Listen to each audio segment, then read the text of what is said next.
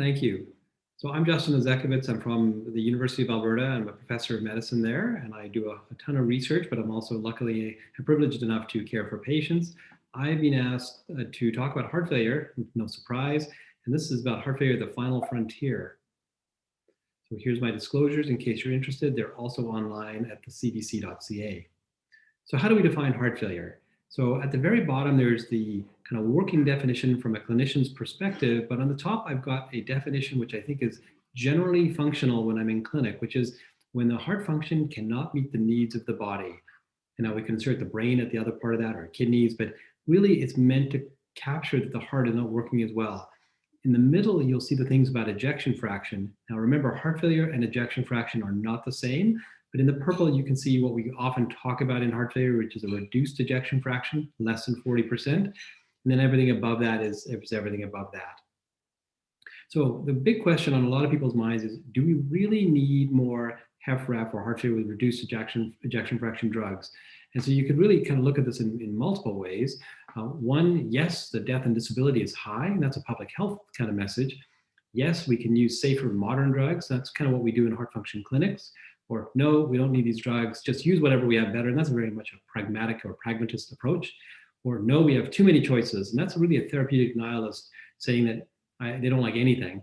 And then number 5, who cares? It does not involve a stent or an ICD. And I have really no comment on that because obviously none of us would agree with that. So why does guideline therapy matter? Well, here you can see on the far right-hand side is that in a 55-year-old woman, that if somebody was to use comprehensive therapy, that is all of the key medications in 2021 compared to those such as ACE and beta blocker alone, the event-free survival, so surviving free of a bad thing happening, is dramatically improved. And so I like to show these curves because people kind of forget that the additional life years gained are quite substantial.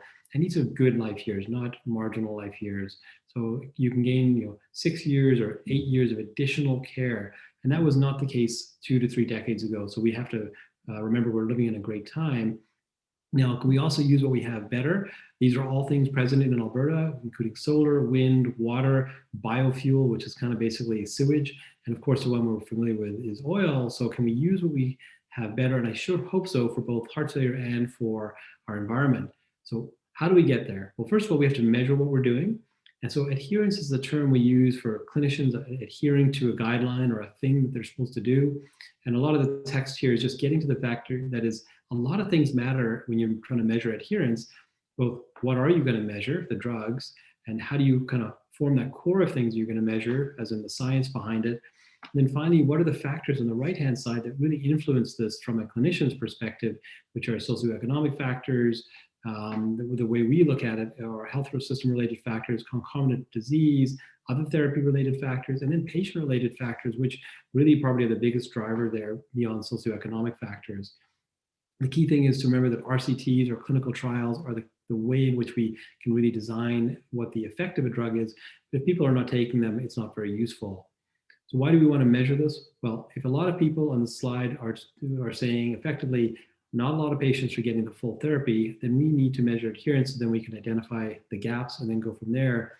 And just as an example, on the bottom part in the DAPA-HF, about 65%, so just about 2/3 were on standard of care triple therapy, ACE, beta blocker, and MRA, mineralocorticoid antagonist.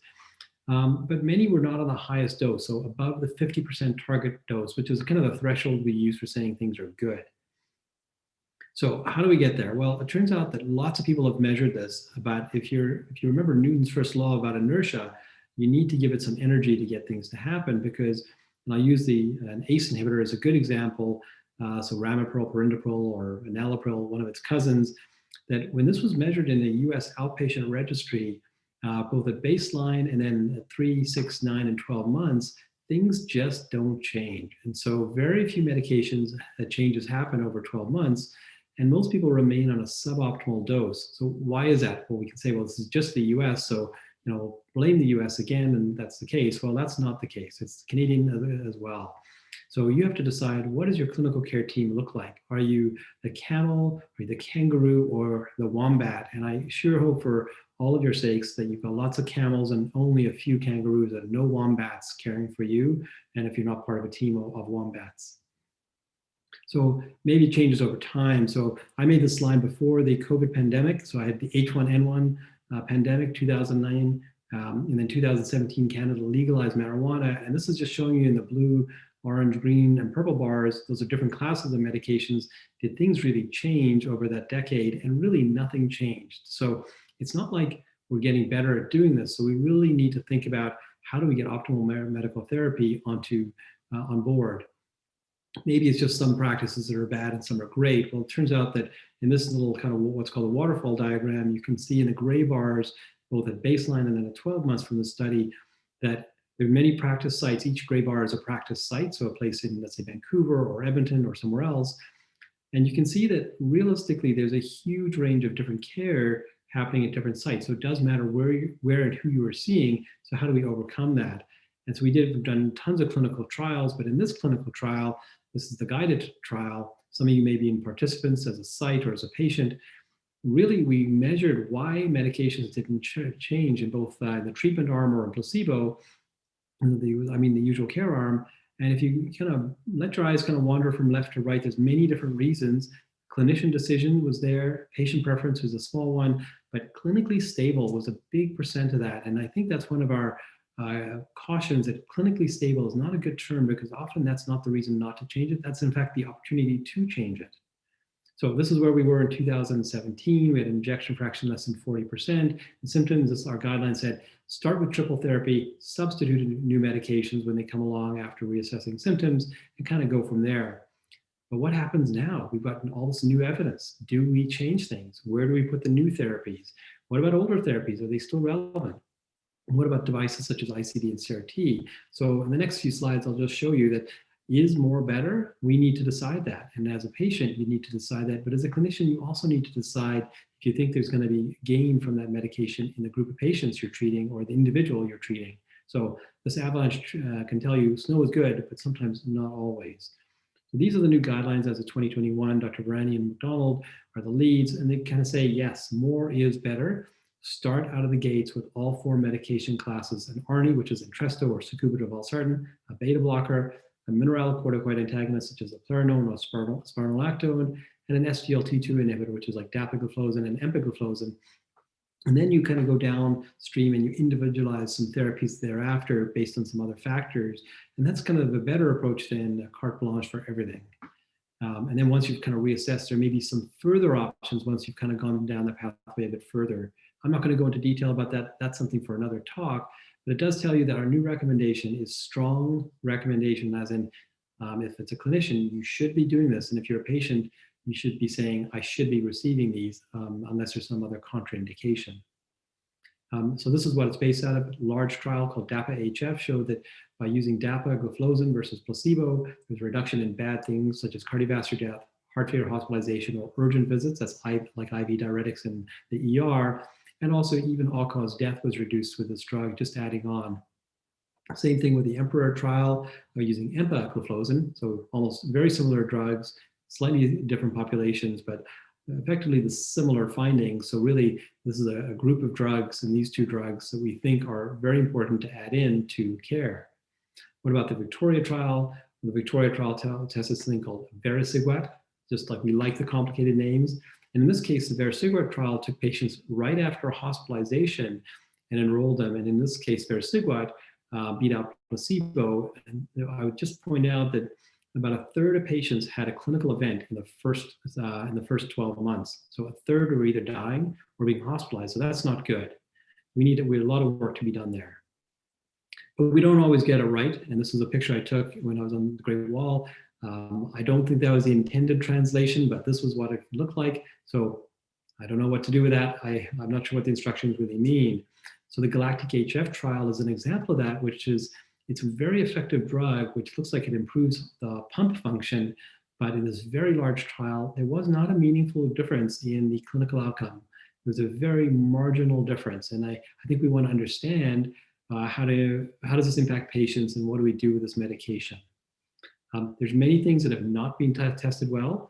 So in the top half, you see the lower data quality things: sodium reduction, there's ongoing trials; fluid restriction, most evidence points to harm, so don't do that; daily weight monitoring, probably limited, there is limited evidence, probably limited harm; And so we often use that for home-based decisions. Achieving a healthy body weight, well, there's probably indirect evidence, and it's mostly beneficial. There's probably some harm if it's not done correctly. So we have to be very careful about that. In the higher data quality, that means the information is better when we think about it. Exercise, smoking cessation, vaccination, close follow-up, and education. These are the things where the data quality is higher and they lead to some benefit. So be careful of what you are doing in practice, because it does need to be tested. The way we test this is in clinical trials. So this is just an example of something we do in Alberta called Be the Cure. It was led out of the University of Alberta. Now it's all across Alberta. It wants to really get people to participate in trials. So it makes it easier to find the trials, and recognizes that every single therapy needs to be tested in the right patient population with a patient participant who really wants to be a partner in the cure for the disease. So the other part is to get rid of the stuff that doesn't matter. So we no longer use leeches in practice. You'd be very happy to hear that.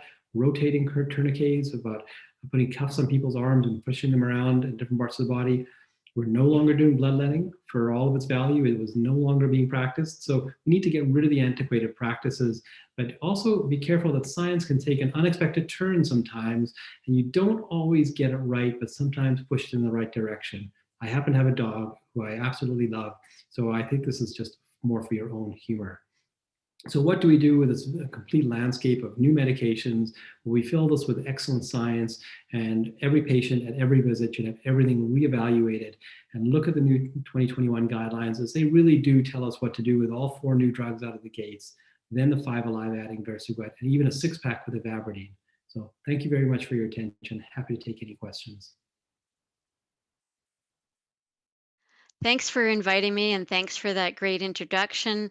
It's great to follow Dr. Ezekowitz because the foundation of medicine is extremely important, upon which I get to talk to you today about device therapy. And so the question that we have is, does device therapy deliver? And what are the situations that we might consider special pacemakers and other devices in people who are living with heart failure? So I wanted to start off by saying that medications work. We've talked a little bit already about what are the medications that are important when we're considering treatment for heart failure. Medications have worked over the years, but what I want to show you in color here is the stepwise improvement that we've seen with different medications that have added up over the years and either added to or exchanged for some of the other therapies. And what we see here in this network meta-analysis comparing the medication compared to placebo or the other comparator is that there is an important and significant trend for further mortality improvement over time with adding or improving the therapy. So medications work. And that's why it is the top tier of our updated CCS heart failure treatment algorithm. This is the step 1, medications work. This is the platform from which we want to launch ourselves. Dr. Ezekowitz mentioned already that we're looking at the ejection fraction. And normal ejection fraction is when your heart pumps about 60% of the blood pumps, always some left in your heart. However, when we're looking at the research supporting these medications, we're looking at the patients who have an ejection fraction of 40% or less. And if after all the attempts at good medical therapy and other therapy that might be beneficial continues to see that the ejection fraction is reduced, that's when we start talking about special pacemakers and devices and other therapies. So that's the launch pad that I want to start off our conversation today. And when we're talking about special devices and special pacemakers, we're actually looking at patients with heart failure and their risk for sudden cardiac death. Now, you may have heard in the past someone dying suddenly. Sometimes there's a misunderstanding of what that means, and it's often labeled as a heart attack. Someone died suddenly, they had a heart attack. And in fact, a heart attack is when the heart muscle is damaged because of a blocked artery. But some people have heart failure and they have normal arteries. So, what is that sudden cardiac death? Well, a sudden cardiac death could be a rhythm problem. If you have a heart attack, you might be at risk for a rhythm problem. So, certainly that could happen. But just as certainly, there are some people who have no artery disease that might still have heart damage, and they are at risk for a rhythm problem. So that's when we start talking about special devices, special pacemakers. How do we help prevent or treat rhythm problems that might lead to sudden cardiac death? And this is what we know, that over time, you can see the timeline down here below. There are several heart failure trials that have shown sudden cardiac death. And what you can see with this line here is that over time, with the more recent trials, there's an improvement in the rate in those trials because the medicines have been working. There's an improvement in sudden cardiac death. At the same time, there is residual risk. So, in that most recent trial that is on this slide, the annual rate of sudden cardiac death in the treatment arm, so that's people who received the drug compared to the comparator, was 3%. Now, if you're 79 or 69 or 39, 3% every year can add up to significant potential risk over your lifetime. So just because you haven't had a rhythm problem now doesn't mean that in the future you might not be at risk. And that's why we talk about special devices.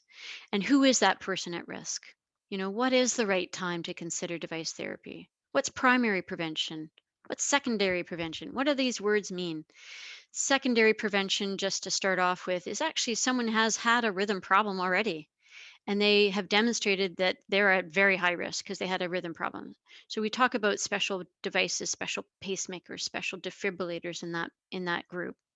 Whereas a primary prevention device is someone who might be at risk, but they've never had a rhythm problem. And we're saying, how can we address that risk? How we can put in a device to prevent something. So, who is at risk and when is the right time? And that's where we go through the guidelines where we say, okay, the medication is so important to reduce your risk, so important to improve your heart function, so important to reduce the chances of sudden cardiac death. And if after all of that work, your heart function is still reduced, then we may consider device therapy. Those are the people at risk. That's when we start talking about it. And you can see in this slide that the x-ray, the chest x-ray, showing the heart in the middle, the lungs on the side, you can see a defibrillator is implanted. It's actually under the skin. And then a wire goes into the vein to the right side of the heart. And this is a defibrillator. It's implanted into the tip of the right ventricle. The term here is implantable cardioverter defibrillator, or ICD. And some people just call it a defibrillator. Its primary purpose, the job is to monitor the heart rhythm and potentially treat for a potentially life-threatening rhythm problem. So to help prevent or treat a rhythm problem to prevent sudden cardiac death. And this is an example of what that might look like. If someone has a rhythm problem coming from the bottom chamber, it's fast, it might effectively cut off blood flow to your body. You might pass out, you might die. That's called ventricular tachycardia in this example. Up here is a depiction of what that might look like in the heart muscle. So if your heart muscle has some damage to it, the electrical activation of the heart muscle might also be damaged. And you might have a circuit inside the heart muscle that leads to ventricular tachycardia. Over here is what that might look like under the collarbone.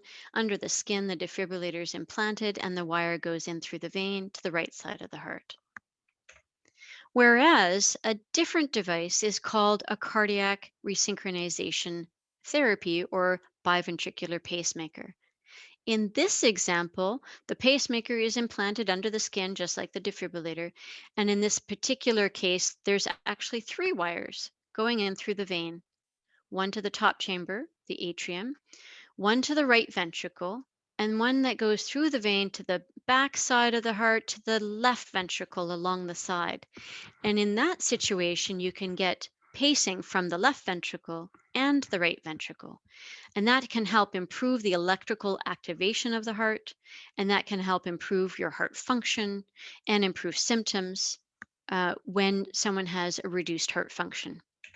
But there's also another consideration. So if your heart function is reduced, but there's also this electrical delay of the activation of the heart called left bundle branch block. That is the person that might benefit from that special biventricular pacemaker. In this example, you can see The normal electrical activation coming from the top chamber, called the sinus node, kind of like the sergeant major of the band, helps your heart rate to go faster or slower depending on your activity. That electrical impulse from your own heart is conducted to this node called the AV node. I like to think of that as the border between Canada and the United States. Everything has to go through border uh, patrol. Then the electrical activation comes through these super high waves of electrical fibers. However, in a left bundle branch block, there's a blockage where the electrical conduction doesn't go as fast. So it's more like the side streets coming through the left ventricle with a left bundle branch block. And by trying to resynchronize the electrical activation of the heart, the efficiency of your heart pump can be improved. And what do these devices look like? Well, you can actually have a defibrillator and that special pacemaker all in one. So these are different brands, but in general, the pacemaker is a bit smaller than the defibrillator. And the reason for that is that your defibrillator may detect a rhythm problem and shock your heart from inside. And that requires some extra power. So there's a bigger battery. So it is a bit bigger. But what are some of the other considerations before going ahead for a device? What do we think about? I think short term, long term, and goals of care are some good ways of thinking about the considerations for devices. So, short term, bleeding. This device is going in through a vein, so bleeding risk. Infection because there's been an incision in the chest. Restriction of your arm because you have a pacemaker and a lead in there. You don't want to lift your arm too high, the lead may come out. Driving restriction is for a short period of time after a device like a defibrillator. What are some of the long term considerations? Very importantly, infection. Infection is a big deal. We try to prevent it, but it is a big deal if it happens. Monitoring, so we look at the battery, we look at the rhythm, and sometimes some of the monitoring can be done at home with remote monitors at home to help give you that backup that can transmit the rhythm to your pacemaker team. And then importantly, but thankfully rarely, there are some device problems like with the pacemaker lead or the device itself. A device recall, those have happened over the years, and it's scary for people because you don't just take your device in to have it checked like you do your car. However, oftentimes if a device recall does happen, it does mean that your pacemaker, your device is going to be monitored a bit more closely. And then importantly, sometimes people need an MRI. And is your pacemaker capable of having an MRI? Your team can help advise about that. With respect to goals of care, it's very important to have this discussion at the time of discussing your defibrillator options or your special pacemaker options. A defibrillator's job is to treat rhythm problems that might be life threatening. And so at the time of the decision, if have a good quality of life, you're expected to hopefully live decades, we want to proceed with the defibrillator if it's considered a good thing for you. However, after a change in your health, if there's a change in how well you're doing, there might be an opportunity to talk about whether your defibrillators should be still active. Is it still fitting in with your goals of care? I think it's important to have that conversation after every change in your health. Certainly, at the end of your life, when things have changed, you're focusing on your symptoms, the defibrillator's job is no longer needed. The pacemaker's job could continue to help you, but a defibrillator's job is to rescue from a sudden a rhythm problem that could be life ending. And at the end of your life, we certainly don't want a shock to go off. So we want to focus on symptoms and have that conversation about what do I do about my defibrillator every time there's a change in your health. And certainly if you and your doctors are talking about other conditions or heart failure that suggests that your life as you previously knew it has changed. And what are some of those immediate or long term considerations? In this example, we see the defibrillator on the x ray and we see a wire coming up over here. And you can see the arrow is pointing to a fracture. A fracture in the lead can lead to your pacemaker or your defibrillator shocking you inappropriately. It shouldn't have, it did, and it doesn't feel good. If it shocks you once and it was meant to shock you, that can be potentially life saving. But when it shocks you and it shouldn't have shocked you, that can cause stress to people. And certainly multiple shocks can cause a lot of stress. So this might happen if there's a problem with the pacemaker lead.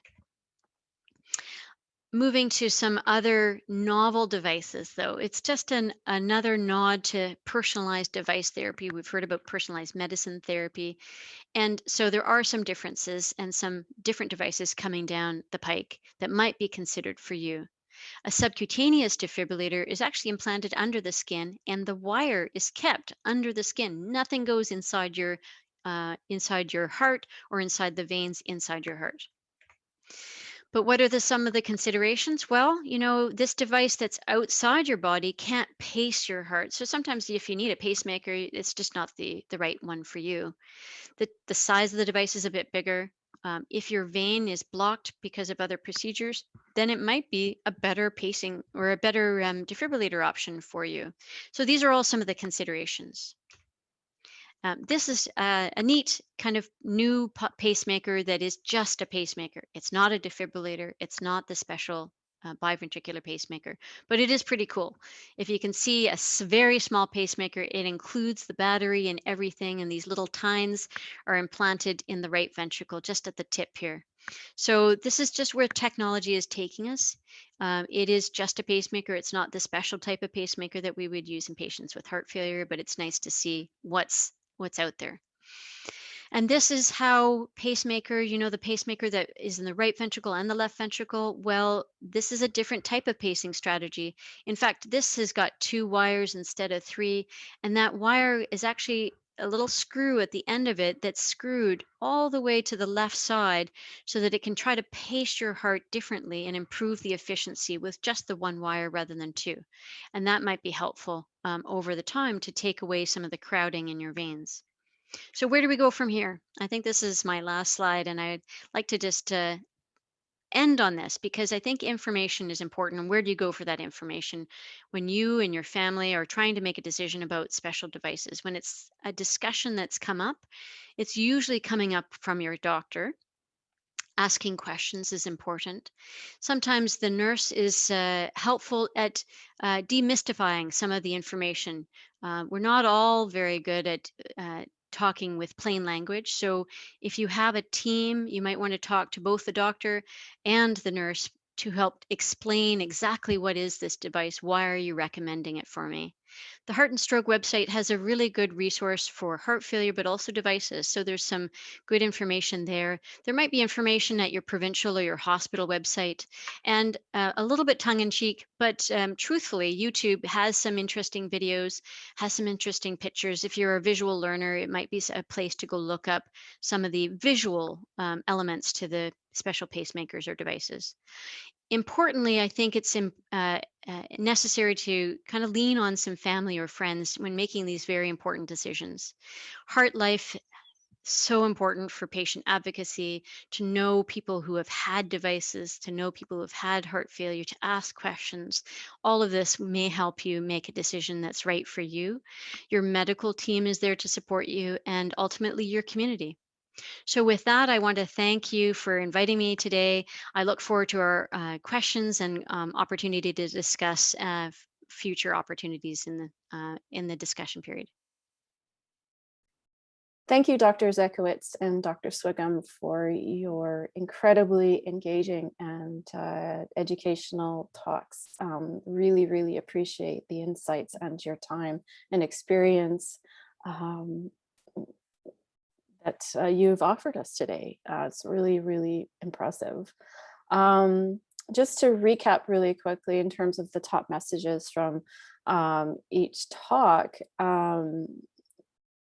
Dr. Ezekowitz really went into a lot of detail and provided some significant research and randomized controlled trial evidence-based on information. And I want to just highlight that that he said that heart failure and ejection fraction are not the same, and that's a really important message. When the heart cannot function, or the heart function cannot meet the needs of the body, it's really when we need to intervene. And it's at that point that that heart failure occurs. And it's not necessarily tied to your ejection fraction, although the vast majority of patients that are currently identified do have a reduced ejection fraction, so somewhere under 50 or even under 40. He mentioned, do we need more drugs? Yes, we need safer, more modern drugs. And the therapies that he identified are called, or what we call guideline directed medical therapies, that have been well established in the literature and in research around with randomized controlled trials, which is one kind of evidence that we use to establish whether or not we should be using these medications. And so there's 4 main types, and this big 4, if you are a heart failure patient, you should be on these 4 different classes of medications. And these big 4 are the ARNI, or Entresto, which is the brand name, sacubitril valsartan. That is the name of that one drug. You should be on a beta blocker. And there's many different brands of beta blockers, and it does come in a generic form. You should be on some kind of MRA, which is also known as a eplerenone or spironolactone. And there's many different brands of medications or drug names associated with that. But then you should also talk to your doctor about an SGLT2 inhibitor called dapagliflozin or empagliflozin. And those are under the brand names Farxiga or Jardiance. And it's traditionally a diabetes medication, but it has been shown to be very strong association with helping heart failure patients. And so you should talk to your doctors about these 4 classes of medications and find out if you should be on them, because there may be reasons why you shouldn't be. And if you're not, ask. And so if you check out the Canadian Cardiovascular Society website, there's information there about that. And so I really wanted to emphasize that there are many different kinds of evidence. And Dr. Ezekowitz talked about randomized controlled trials. And so that's one kind of evidence. The other kind of evidence that we have comes from the clinical perspective. So this is a kind of where the research meets real world. And so that was something that a perspective that Dr. Swiggum brings, which is extremely important. And Dr. Swiggum uses that evidence to make decisions in her practice, and she spoke to the extent to which these medications work. And so as long as you're optimized on these medications, then your chances of holding the heart failure at bay or getting worse and feeling better only increase with each medication, especially the big 4 that I spoke about are added to your regimen. So again, do talk to your doctors about that. Dr. Swiggum also spoke at length about the different types of devices that are used when medical treatments and medical medicines may no longer work, or your disease is progressing, or there is a reason to intervene with a device. And so what I'm going to talk to you about today is something I don't normally get to talk about, and that's some more of my own personal experience. And I'm often I speak a lot about advocacy, and so as of late I haven't spoken a lot about my own personal story. So what I'm going to talk to you about today is really what it was like for me to have a whole series of devices implanted, but especially placing emphasis on what's called a left ventricular assist device, or an LVAD. And Dr. Swiggum didn't go into too much detail about that, because it's usually doctors will intervene with an LVAD when you are close to needing a transplant, or you actually you are in the phase of needing a transplant, but you may not necessarily survive the wait for transplant, or you just need some help waiting for transplant. And so I'm going to talk to you a little bit about that. So this session is aptly called iRobot, and that's all three of us together. And I have to confess that I was the one to say we should call it iRobot, because one of the I actually wrote, I have a blog called Heart Failure to Harvard, and I've been writing in that blog for, I don't know, probably at least 10 years. I put a lot of information up there, but I have one post that I wrote right not long after I got my LVAD. And this was the quote that I opened it with. You just can't differentiate between a robot and the very best of humans. And that was by Isaac Asimov from the book iRobot. And I think this all comes together very well, because whether you're the creator of the devices and the medications, or you are the one receiving them, it's just a real testament to the technology and the very best of who we are as human beings. And so that was something that was really, really powerful for me.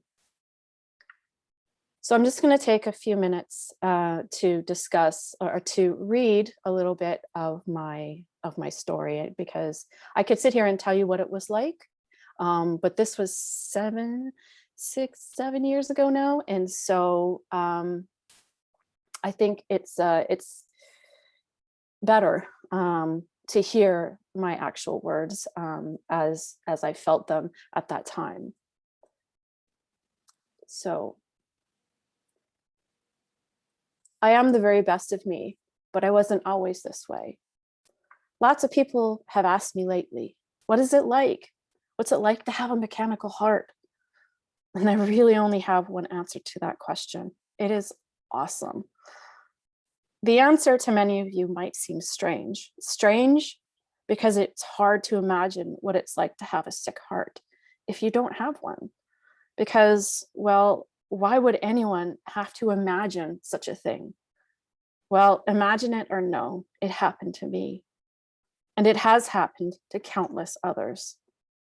Medically speaking, what made me the person I am today is called Idiopathic Cardiomyopathy, which literally translates to unknown cause of heart muscle disease. This is the disease that has made me sick, very sick. So sick at times I couldn't walk. So sick I was unable to lay down to sleep because I could not breathe without feeling like I was drowning. So sick it made me feel so tired that getting out of bed was a massive effort. Yet I did, every day, no matter what. But perhaps words aren't the best form of communicating my revolution / my evolution. So if one were to have before and after photos or x-rays, the change in my life would look like this. So sidebar, this is a normal female chest x-ray taken from Radiopedia. So this is what many people, half the population looks like this. The men's, trust me, is not very much different. You can see the heart, kind of that middle blob there, and the ribs and the lungs. It's that big dark space. You want the dark space because that means there's air in there. Gasp, here I am, naked before you, naked before the world. No, this is previous picture of what I looked like possibly 15 years ago, 16 years ago. But this was me post LVAD. So you can see a heart 3 or more times the size that it once was, taking up ever increasing space in the center and left side of my chest, squeezing my left lung up against my rib cage, leaving it and me often screaming for air. So in addition to this, what you also see in my x-ray are all my different parts, all my acquired hardware, beautifully captured in all their mechanical glory. On the top right side of my x-ray is my ICD. my implantable Cardioverter defibrillator, along with the lead wire, you can see coming down the middle there with the little coil around it, connecting my ICD to the inner chamber of my right ventricle. And this was my first foray into my new bionic life. And I received this little gift in November of 2010 when I was at Harvard. And both of my teams at Harvard and back here in Vancouver had recommended the ICD as primary prevention. And this basically means we don't know what's going to happen, but you're sick, very sick, and we want to protect you just in case. So those of us who know this disease call this a safety net. And until March of the year that I got my LVAD, and it had never gone off. My second titanium gift came in October, after I was listed for transplant, while I was before I got my LVAD. And you can kind of see two little clothespins right in the center there. Those are what's called a mitral clip, and those are a little bit more common now, and they are given to people whose mitral valves are basically letting everything flow. And so this was given to me in hopes that it would help with my symptoms. Now for the pièce de résistance, the star of the tragedy or my comedy show is my LVAD. So in this X-ray here, you see that T-shaped thing on the bottom right. And what you can see is the actual pump housing inserted via the stem. So that's the stem of the T to the left ventricle of my heart. And on the outside of my heart, at the top of the T, is that top of the T. But you can also see all of that wire. And that's a cannula that came out of my stomach and attached to an external battery source. So is it strange? Yes. And that battery source I would plug into the wall at night. And so it was really, really strange. But you could feel it. I could hear it and I could feel it, but it was more that I could hear this gentle hum kind of in the background. And very strange feeling, right? I wanted to show you. And so just to show you the difference between what normal people look like and what Jillian looked like before I had my transplant. So this, in sum, is the mechanical me. This was my situation in life. Was it sad? Sometimes. Was it challenging? Yes. Was it joyful? Definitely. But was I human? Always. And I often reflect on this time now that it was a really important time in my life because it forced me to slow down. But after almost a decade in heart failure, I was feeling so tired and so sick, and I couldn't walk, I couldn't really do much, that this actually gave me so much more energy once you recover from the surgery. And that's a whole other story. But once I recovered from the surgery, I just felt amazing, better than I had in a long time. And so it was a really, really good time for me. But I say here that I am free. I have choice, and so do you, because you are who you are. But for me, I saw this time as iRobot, iBionic, I am. Now, I told you this story because it was really important for me to give you a perspective of what it was like for me having this surgery, having this strange device inside of me. And I want to come back to a quote, and I say, I don't say these things this way to elicit pity from you, but simply to make you aware, to state the facts that had up until my LVAD surgery had become part of my everyday life, a life I have every reason to embrace and to celebrate. And I want to edit this statement now 7 years later to say that the patients, for those who are not patients or in the audience that are feeling inspired, and I'm so happy that you are feeling inspired by my story, but by everybody's stories throughout the day. And we aren't telling these stories to elicit pity or to really to inspire you. What we want to do is to activate you, to engage you, to change you, and to the point that you actually take what you've learned through our stories and tomorrow, later today, next week, whenever it is, but keep them with you and take them and act on them. And to the patients, I say, because I've lived with heart failure and the whole continuum of heart failure for 16 years now. And I want to say to you that you always pass failure on your way to success. This is a quote from Mickey Rooney. And if you don't know who Mickey Rooney is, Google him. You won't be sorry. But that's also why our mission with the HeartLife Foundation is that we really, in order for us to transform our own quality of life and to help us transform the quality of life for people living with heart failure, is by talking to people like Dr. Ezekowitz and Dr. Swiggum and everybody else who's presenting today, is that we really want to engage and educate, but more importantly, empower you all to create the lasting changes in your community, but also in your own life. Because it is about life, not failure. So thank you very much. And now we will, we hopefully have a few minutes left for questions.